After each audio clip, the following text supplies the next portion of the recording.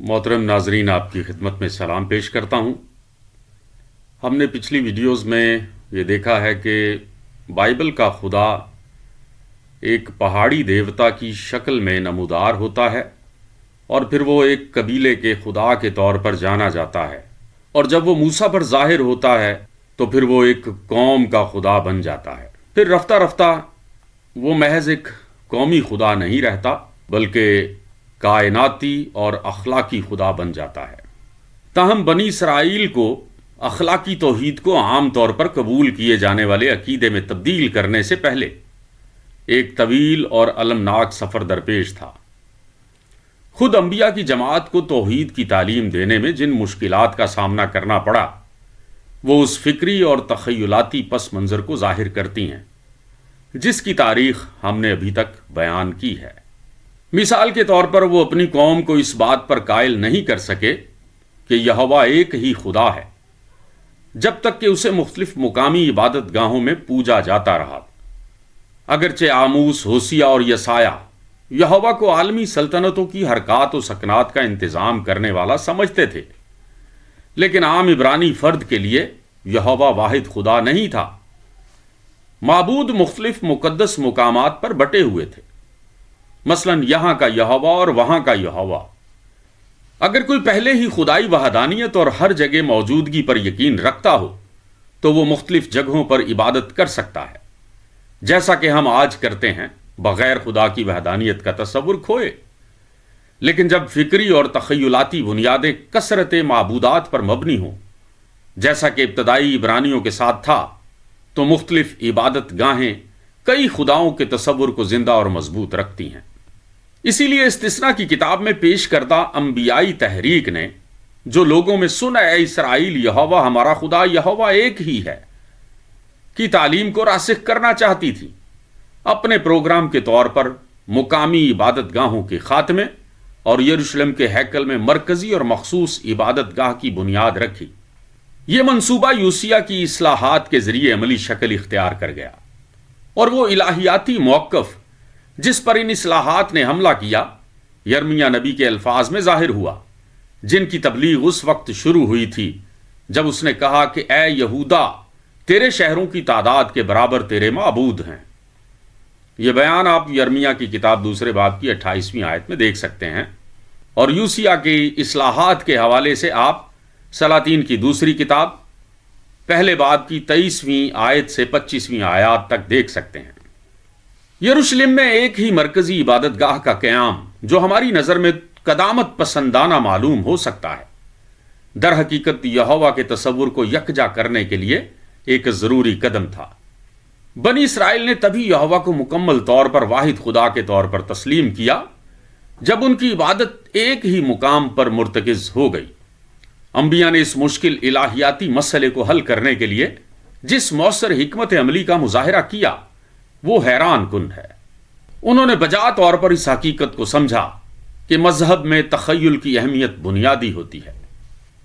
چنانچہ جہاں ایلیا اس لیے پریشان تھا کہ یہوہ کی مقامی قربان گاہیں گرا دی جا رہی تھیں، وہیں 2 صدیوں بعد انبیاء کی جماعت اس لیے غمزدہ تھی کہ یہ قربان گاہیں اب بھی قائم تھیں۔ اس طرح استثنا کی کتاب نے یہوہ کی وحدانیت کا اعلان کیا، اور اس کے ساتھ ساتھ عبادت کے ایک ہی مقام کی لازمی شرط بھی عائد کر دی۔ یہ بات آپ استثنا کی کتاب 12ویں باب کی 1 سے 18ویں آیت اور 16ویں باب کی 5ویں اور 6ٹھی آیت میں دیکھ سکتے ہیں۔ اگرچہ اس نظریے سے بارہا انحراف کیا گیا اور اس پر مکمل طور پر عمل نہیں ہو سکا، تب بھی یروشلم میں یہوہ کی عبادت کا مرکزیت اختیار کرنا ایک پیش رفت تھی۔ جب یہوہ کو ایک مخصوص ہیکل میں پوجا جاتا تھا، جبکہ اس کی حاکمیت ساری زمین پر تھی، تو یہودا کے بہت سے لوگوں نے پہلے کے مقابلے میں زیادہ شدت سے اس کی وحدانیت کو محسوس کیا۔ تاہم اس وحدت کے قیام کے نتیجے میں ایک بڑا خطرہ بھی پیدا ہو گیا تھا جو جلد ہی آشکار ہو گیا، یعنی بابل کی افواج نے ہیکل کو مکمل طور پر تباہ کر دیا اور بنی اسرائیل کو جلا وطن کر دیا۔ یہ تباہی محض عملی نقصان ہی نہیں تھی، بلکہ ایک سنگین مذہبی مسئلہ بھی بن گئی تھی۔ اب ان کا خدا کہاں تھا؟ جب 721 قبل مسیح میں شمالی سلطنت تباہ ہوئی تو یہوہ کی مقدس زمین صرف یہودا تک محدود ہو کر رہ گئی۔ پھر جب یروشلم کی عبادت گاہ کو مکمل طور پر مرکزی حیثیت دی گئی تو یہوہ کی وحدانیت کی علامت واضح ہو گئی، لیکن اب اس وحدانیت کا سہارا بننے والا ڈھانچہ مکمل طور پر مٹا دیا گیا تھا۔ 44واں زبور اس تباہی کے نتیجے میں پیدا ہونے والے شدید کرب اور مذہبی مایوسی کی عکاسی کرتا ہے، جس کے الفاظ کچھ یوں ہیں: جیسے کہ میری ہڈیوں میں تلوار چبھتی ہو، میرے دشمن مجھے تانے دیتے ہیں، جبکہ وہ مسلسل مجھ سے کہتے ہیں کہ تیرا خدا کہاں ہے۔ یہ بات آپ زبور 42 اس کی 10ویں آیت میں دیکھ سکتے ہیں۔ تاریخ میں ایسے بہت کم واقعے ہیں جب کسی المناک سانحے کو ایک عظیم فائدے میں بدلا گیا ہو، جیسا کہ بعد کے انبیاء نے یروشلم کی تباہی اور ہیکل کے زوال سے خدا کے تصور کو مزید روحانی اور عالمگیر بنانے کے لیے کیا۔ اس راہ پر یرمیا پہلے ہی چل پڑا تھا۔ اس عظیم المرتبت نبی نے، جس میں شاعر کی حساسیت، سیاستدان کی دور اندیشی اور شہید جیسا عزم تھا، یروشلم کی تباہی اور بنی اسرائیل کی جلا وطنی کی پیشن گوئی بہت پہلے ہی کر دی تھی۔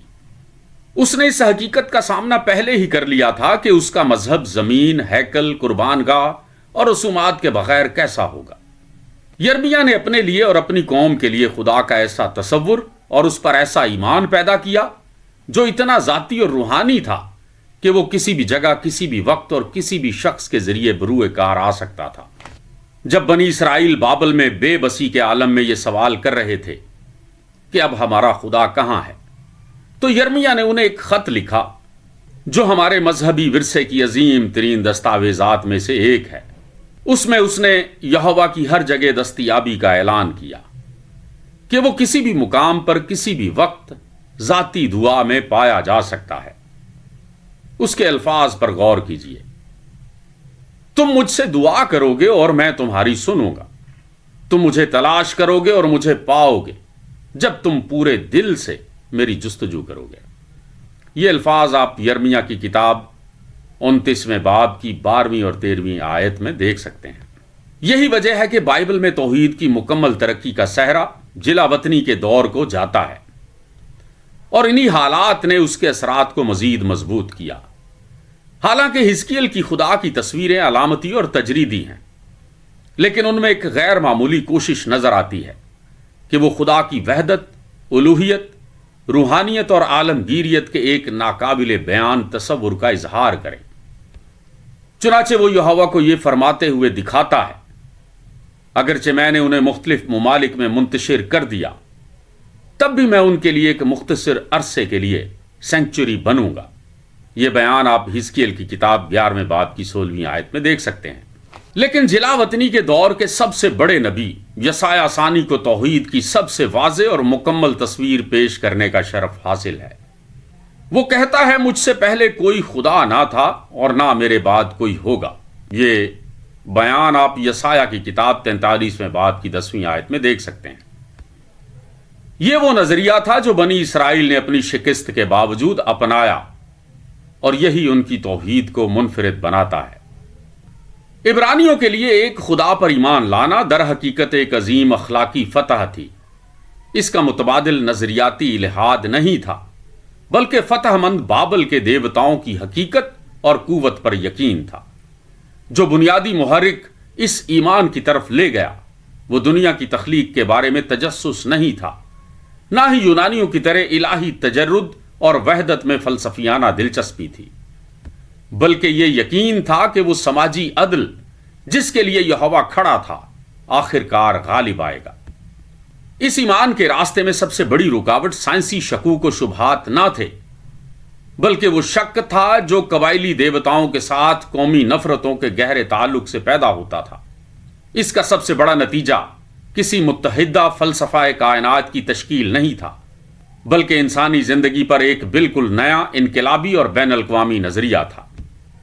یہ حقیقت یہوہ کے خادم کے بارے میں عظیم بیانات میں سب سے زیادہ نمایاں ہو کر سامنے آتی ہے، جو اب کتاب یسایہ میں شامل ہیں۔ جس نے بھی یہ بیانات لکھے اس نے ایک حیرت انگیز فتح حاصل کی، نہ صرف ایک خدا کے عقیدے کے لیے، حالانکہ خالص توحید واضح طور پر بیان کی گئی ہے، نہ ہی صرف اس نظریے کے لیے کہ ایک ہی خدا اسرائیل کا یہوہ ہے۔ حالانکہ جلا وطنی کے حالات میں یہ بھی ایک شاندار حقیقت تھی، بلکہ اس سے بھی بڑھ کر اس خیال کے لیے کہ یہ ایک خدا پوری انسانیت کا خیال رکھتا ہے اور تمام دنیا کی نجات کا ارادہ رکھتا ہے۔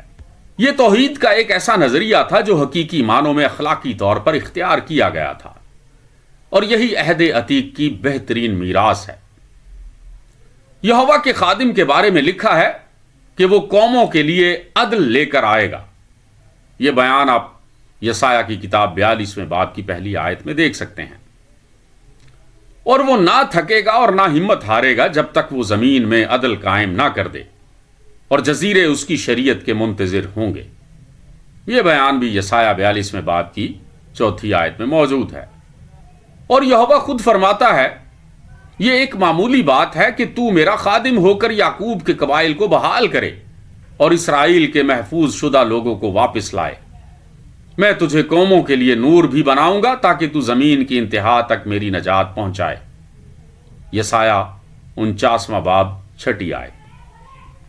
یہ خدا کے تصور میں عالمگیریت کا امتزاج تھا، جو انسان کے بارے میں بھی اسی وسعت فکر کے ساتھ جڑا ہوا تھا۔ یہ ایک ذہنی وسعت تھی جو غیر معمولی اخلاقی ویژن اور ہمدردی کے نتیجے میں حاصل ہوئی۔ تاہم یہ توقع رکھنا بہت زیادہ ہوتا کہ پوری قوم اتنی عظیم فکری اور اخلاقی جست کا حصہ بن جاتی۔ یہودیوں کو بابل میں اور بعد میں یروشلم کی بحالی کے دوران درپیش عملی مشکلات کسی بھی وسیع نظری کے خلاف کام کر رہی تھی۔ ماضی کے واقعات پر نظر ڈالیں تو واضح ہوتا ہے کہ انسانی نقطۂ نظر سے ہیکل کی تباہی اور جلا وطنی اسرائیل کے ایمان کو زیادہ روحانی اور عالمگیر بنانے کے لیے ضروری تھی۔ چنانچہ سر جارج ایڈم سمتھ لکھتے ہیں، یہ بہتر تھا کہ یہ ہیکل صرف 30 سال تک اپنے منفرد حقوق کے ساتھ قائم رہتی اور پھر تباہ ہو جاتی، کیونکہ ایک توحید پرستی خواہ کتنی ہی بلند ہو جو کسی مخصوص عبادت گاہ کے وجود پر منحصر ہو، وہ محض ایک روحانی ایمان نہیں تھی۔ چنانچہ شہر اور ہیکل آگ میں جلا دیے گئے تاکہ اسرائیل یہ سیکھے کہ خدا ایک روح ہے اور وہ کسی ہاتھ سے بنائے ہوئے گھر میں نہیں بستا۔ تاہم جلا وطن عبرانیوں کے لیے سب سے بڑی خواہش اسی تباہ شدہ شہر اور ہیکل کی دوبارہ تعمیر تھی۔ ان کی مستقل خواہش اسی عبادت گاہ کی بحالی کے گرد گھومتی تھی جس کی بربادی نے ان کے ایمان کو مزید نکھارا تھا۔ حزقیل کا تصور جب وہ جلا وطنی سے مستقبل کے خواب دیکھ رہا تھا، ایک ایسی مذہبی ریاست تھی جو صیون پر قائم ہو، جہاں مرکز ہیکل ہو، جہاں یہوہ کے کاہن حکومت کریں اور جو مخصوص رسوماتی خصوصیات کے ذریعے ممتاز ہو۔ اسی جلا وطنی نے، جس نے اسرائیل کے ایمان کو پرانی وابستگیوں سے آزاد کیا اور اسے عالمگیر بنایا، یہودیوں کو اپنی شناخت بچانے کے لیے مخصوص رسوم پر زور دینے پر بھی مجبور کیا تاکہ وہ بابل میں ضم نہ ہو جائیں۔ جلا وطنی ہی کے دوران احبار کا پاکیزگی کا ضابطہ لکھا گیا جو ارد گرد کی مشرکانہ نجاست سے پاکیزگی پر زور دیتا تھا۔ یہ آپ پڑھ سکتے ہیں احبار کی کتاب ابواب 17-26۔ اسی جلا وطنی کے دوران تخلیق کائنات کی کہانی کو سبت کی تقدیس کے بیان پر منتج کیا گیا، جسے دنیا کی بنیاد سے مقدس قرار دیا گیا تھا۔ یہ بیان آپ پیدائش کی کتاب 2 باب کی 1 سے 3 آیات میں دیکھ سکتے ہیں۔ اسی جلا وطنی میں شریعت کو دوبارہ لکھا اور مرتب کیا گیا تاکہ یہودی خصوصیات کو نمایاں کیا جا سکے۔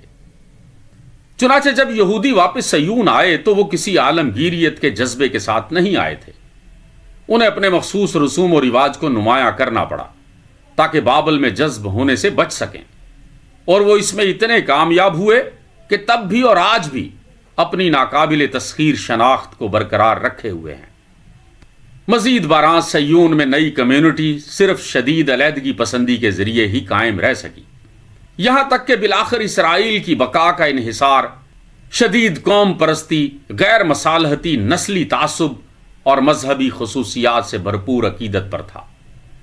اگر جلاوطنی سے پہلے ہیکل مقدس تھی تو جلاوطنی کے بعد وہ 3 گنا زیادہ مقدس اور مخصوص ہو گئی، اور قانون اور رسم و رواج کے ذریعے پیدا کیے گئے قومی، نسلی اور مذہبی امتیازات عبرانی تاریخ میں پہلے سے کہیں زیادہ سختی سے اپنائے گئے۔ چنانچہ عہد قدیم کے اختتام پر ہم زندہ مذاہب میں پائے جانے والے تضادات کا سامنا کرتے ہیں۔ وہ تضادات جو ایک طرف نبیوں کے عظیم افکار میں اور دوسری طرف عوام کے عام عقائد اور مذہبی اعمال میں موجود ہیں۔ جلاوطنی کے دور کے یہ سایہ اپنی عالمگیر نجات کے تصور کے باوجود جب اس نجات کے وسیلے کی بات آتی ہے تو شدید قوم پرست نظر آتے ہیں۔ انہوں نے اپنی قوم کو اعلان کیا تھا کہ دنیا کے بادشاہ اور ملکہ زمین پر سر جھکائیں گے اور تیرے قدموں کی خاک چاٹیں گے۔ یہ بیان آپ یسایہ کی کتاب 49ویں باب کی 23ویں آیت میں دیکھ سکتے ہیں۔ اس طرح جلاوطنی کے بعد کا یہودی مذہب فکری طور پر یکساں نہ تھا، بلکہ اس میں شدید اختلاف پایا جاتا تھا۔ ایک طرف اخلاقی لحاظ سے مخلص توحید تھی اور دوسری طرف قبائلی معبودوں، نسلی تعصبات، مذہبی تنگ نظری اور قومی عداوتوں کے پرانے خیالات کی آمیزش تھی۔ یہ اختلاف عہد عتیق میں نمایاں طور پر جھلکتا ہے۔ ایک طرف آستر کی کتاب ہے جو 3 صدی قبل مسیح میں یہودی قوم پرستی کے شدید جذبات کی عکاسی کرتی ہے، اور دوسری طرف روت اور یونا کی کتابیں ہیں جو نسل پرستی اور بین الاقوامی دشمنی کے خلاف اپیل کرتی ہیں۔ ایک طرف وہ خدا ہے جس کے حضور لوگ فریاد کرتے ہیں کہ اے بابل کی بیٹی جو ہلاک ہونے والی ہے، مبارک ہے وہ جو تجھے بدلہ دے جیسے تو نے ہمیں بدلہ دیا، مبارک ہے وہ جو تیرے ننھے بچوں کو چٹان پر دے مارے۔ یہ بیان آپ زبور 137 8ویں اور 9ویں آیت میں دیکھ سکتے ہیں۔ اور دوسری طرف وہ خدا ہے جو فرماتا ہے اس دن اسرائیل مصر اور اسور کے ساتھ تیسرا حصہ ہوگا زمین میں برکت کے لیے، کیونکہ رب الافواج نے انہیں برکت دی، یہ فرماتے ہوئے کہ مبارک ہو مصر میری قوم اور اسور میرے ہاتھوں کی سنت اور اسرائیل میری میراث۔ یہ بیان آپ یسایہ کی کتاب 19ویں باب کی 24ویں اور 25ویں آیت میں دیکھ سکتے ہیں۔ ایک طرف وہ یہوہ ہے جو شریعت دینے والا ہے، جو اخلاقی طرز عمل اور مذہبی رسوم دونوں کو یکساں طور پر لازم قرار دیتا ہے، اور قربانی کو صرف ایک مخصوص ہیکل میں قبول کرتا ہے۔ اور دوسری طرف وہ یہوہ ہے جس کے بارے میں زبور نویس گاتا ہے کہ تجھے قربانی پسند نہیں ورنہ میں دیتا، تجھے سوختنی قربانی میں کچھ خوشی نہیں۔ زبور 51 اور اس کی 16ویں آیت میں یہ بات آپ دیکھ سکتے ہیں۔ مختصر یہ کہ تاریخ نے یہودیت کو ایک ناقابل فرار تضاد کے سامنے لا کھڑا کیا تھا۔ ایک ایسا خدا جو بیک وقت قومی بھی تھا اور آفاقی بھی، ایک مخصوص قوم کا معبود بھی تھا اور پوری کائنات کا خدا بھی، ایک خاص ہیکل کا مالک بھی تھا اور ہر جگہ عبادت کے لیے دستیاب بھی۔ وہ اپنی پاک کی گئی اور نجات یافتہ قوم کی آخری فتح کا وعدہ بھی رکھتا تھا اور پوری انسانیت کا نجات دہندہ بھی تھا۔ یہ تضاد عہد عتیق میں کبھی مکمل طور پر حل نہیں ہوا سوائے یہوہ کے خادم کے گیتوں میں، مگر اس حل کو قبول نہیں کیا گیا، بلکہ زکریا کا رویہ زیادہ نمائندہ ہے جب وہ یہ کہتا ہے کہ یہوہ تمام زمین کا بادشاہ ہوگا، اس دن یہوہ ایک ہوگا اور اس کا نام بھی ایک ہوگا۔ یہ بیان آپ زکریا کی کتاب 14ویں باب کی 9ویں آیت میں دیکھ سکتے ہیں۔ یہ اس کے توحیدی نظریے کی آفاقی سوچ تھی، مگر یہ سب کچھ یروشلم کو مرکز بنا کر ہوگا اور یہودیت کا کوئی حق ترک نہیں کیا جائے گا، جبکہ بہت سی قومیں یہوہ کے ساتھ آ ملیں گی۔ یہ بیان آپ زکریا کی کتاب 2 باب کی 10ویں، 11ویں، 12ویں اور 13ویں آیات میں دیکھ سکتے ہیں۔ بلکہ جو کوئی زمین کے تمام خاندانوں میں سے یروشلم میں بادشاہ رب الافواج کو سجدہ کرنے کے لیے نہ جائے گا، اس پر بارش نہ ہوگی۔ یہ بیان آپ زکریا کی کتاب 14ویں باب کی 17ویں آیت میں دیکھ سکتے ہیں۔ بہرحال عہد عتیق کا منصفانہ تجزیہ نبیوں کے عظیم افکار پر زور دیتا ہے۔ مستقبل انہی کا تھا اور آج بھی انہی کا ہے۔ پرانے وراثتی تصورات تو محض قدیم مذہبی جنگل کی باقیات تھے، جبکہ عظیم نبیوں نے اس جنگل کے بیچ ایک شاہراہ تعمیر کی اور اس سے باہر کا راستہ دکھایا۔ وہ ایک مقامی قبائلی دیوتا سے آگے بڑھ کر کائنات کے خود مختار خالق تک پہنچے جس کے ہاتھوں میں پوری تاریخ کی باغ دوڑ تھی اور جس کے اختیار سے نہ کوئی ستارہ بچ سکتا تھا نہ کوئی قوم۔ ان کا خدا جو کبھی سخت نفرت کرنے والا تھا، ان کے تصور اور عقیدے میں ایک رحیم محبوب بن گیا، جس کی قربانی پر مبنی ہمدردیاں اتنی گہری تھیں کہ ان کے بیان کے لیے زبان بھی کم پڑ جاتی تھی۔ جیسا کہ لکھا ہے، ان کی ساری مصیبتوں میں وہ بھی دکھی تھا اور اس کے حضور کا فرشتہ انہیں نجات دیتا تھا۔ اپنی محبت اور اپنی شفقت میں اس نے انہیں چھڑایا اور انہیں اٹھایا اور قدیم ایام سے سنبھالے رکھا۔ یہ بیان آپ یسایہ 63 باب کی 9 آیت میں دیکھیں اور اس کا موازنہ کیجئے ہوسیہ 11 باب کی 8 اور 9 آیت سے۔ انہوں نے جنگ و طوفان کے پہاڑی دیوتا کو پیچھے چھوڑ دیا اور آخرکار ایک آفاقی روح پر یقین لے آئے، جو ہر اس روح کے لیے دستیاب تھا جو اسے تلاش کرے۔ اب وہ تمام انسانیت کا واحد خدا تھا، جو اپنی خدمت میں صرف عدل، رحم اور فروتنی کا تقاضا کرتا تھا، اور جس کی موجودگی سے فرار ممکن نہیں۔ جیسا کہ زبور نویس لکھتا ہے، میں تیری روح سے کہاں جاؤں یا تیری حضوری سے کہاں بھاگوں؟ اگر میں آسمان پر چڑھ جاؤں تو تو وہاں ہے، اگر میں پاتال میں بستر بچھاؤں تو دیکھ تو وہاں بھی ہے، اگر میں صبح کے پر لے کر سمندر کی انتہا میں جا بسوں تو وہاں بھی تیرا ہاتھ مجھے سنبھالے گا اور تیرا دہنا ہاتھ مجھے تھامے رہے گا۔ یہ بیان آپ زبور 139 7ویں سے 10ویں آیت میں دیکھ سکتے ہیں۔